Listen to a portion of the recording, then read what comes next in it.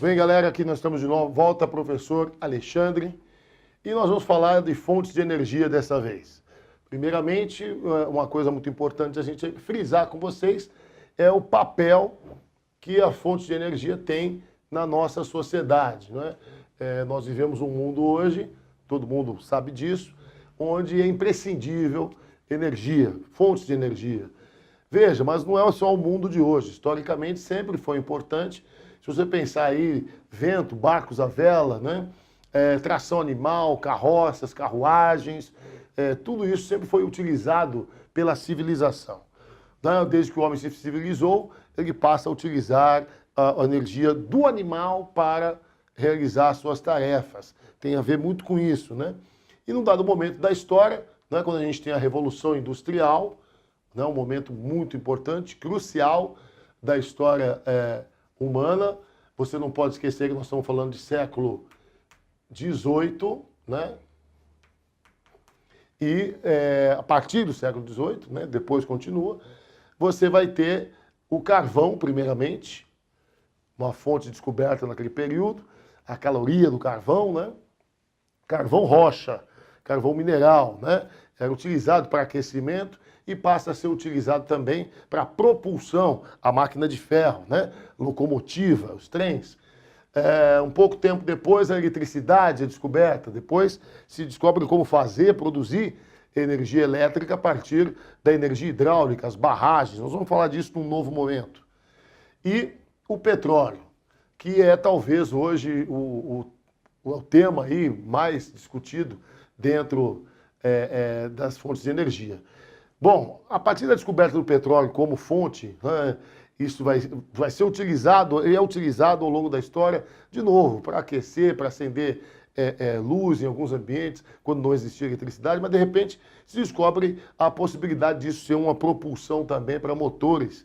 Isso já no final aí, século XIX, começo do século XX, boas reservas são descobertas e eles começam, isso no Oriente Médio, eles descobrem, e isso começa a ser utilizado. A partir daí, também o gás natural, que é uma forma do petróleo. Veja, você tem o petróleo, o óleo, ou o betume, que é o petróleo já quase solidificado, incrustado em rochas. E existe também o gás do petróleo. Gás natural é gás de petróleo. O petróleo ele surge num ambiente sempre quente, né? A princípio, houve algum processo quente ali. Como assim? Aquele calor geotérmico que a gente já estudou, a energia geotérmica que faz esse calor que vem de dentro da Terra por algum processo tectônico, vai acabar aparecendo aí nesses ambientes onde se forma o petróleo. Logo nós vamos falar desse ambiente onde se forma o petróleo.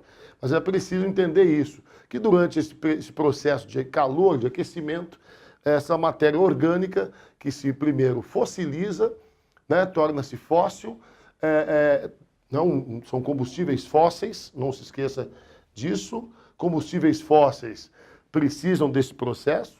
E uma outra coisa, né? Esses combustíveis fósseis, eles têm muito teor de carbono.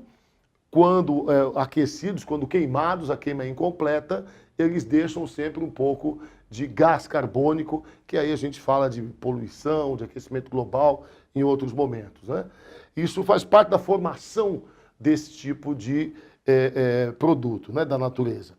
E aí a gente tem o petróleo e o gás. O gás, então, o petróleo, quando vai aquecido durante muito tempo, muitos anos, ele pode volatilizar e se tornar gás. Gás de petróleo, né?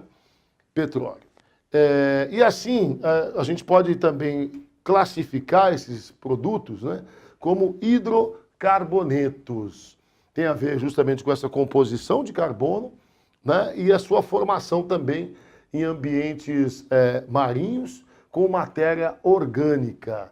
Então a gente tem aí essa formação química, bioquímica, para esse produto que depois a gente vai usar das mais diversas formas, como gasolina, óleo diesel, etc.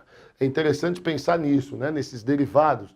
A gente não põe petróleo no tanque do nosso carro, a gente põe gasolina.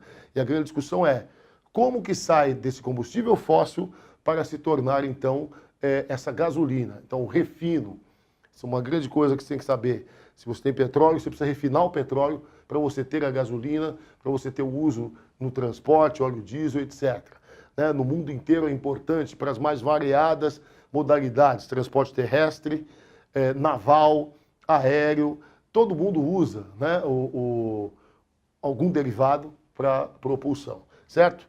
Então é importante a gente ter essa noção do papel que isso tem na nossa sociedade e, em seguida, começar a pensar as origens, como se obtém isso. Primeira coisa que é importante pensar, como se obtém o petróleo? Bom, é a natureza que faz. Isso demora milhões de anos. Por isso a gente fala que são combustíveis, fontes finitas, são fontes não renováveis, porque sua renovação dependeria de uma escala de tempo de milhões de anos. Petróleo já tem a partir de 100 milhões de anos, né? Os mais antigos, reservas mais antigas. 100 milhões de anos, algumas têm 60, outras têm 30. E o que acontece? Nós não temos esse tempo todo para esperar. Quando a gente gastar todas as nossas reservas de petróleo, as atuais, as existentes, nós não vamos ter 30 milhões de anos, 40 milhões de anos, 100 milhões de anos para esperar formar novas reservas. E aí nós estamos dependendo de uma fonte que é finita, que é não renovável.